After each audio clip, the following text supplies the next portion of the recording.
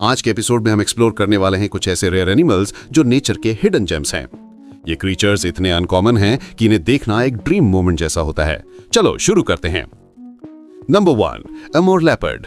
ये दुनिया का सबसे रेयर बिग कैट है जिसे लोग गोस्ट कैट भी बोलते हैं। बर्फीली रात में इसके गोल्डन स्पॉट्स चमककर एक मैजिकल वाइब देते हैं। आज वाइल्ड में सिर्फ कुछ ही बचे हैं। Number 2, साओला, Asian unicorn.